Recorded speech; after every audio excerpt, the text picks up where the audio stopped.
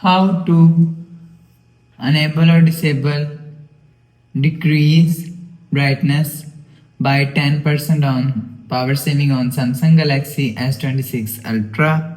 So let's start the video. First of all, go to app library. Now here, so click on settings app. Now in setting, scroll down and click on device care. So you will see device care is here, so click on device care. Now here, so click on battery. So after click on battery, click on power saving.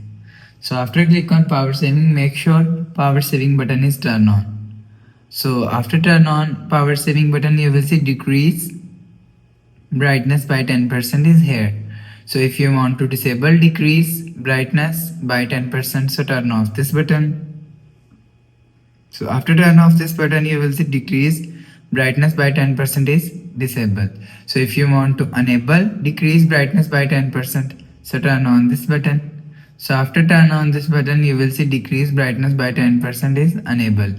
So you will enable or disable decrease brightness by 10% from here.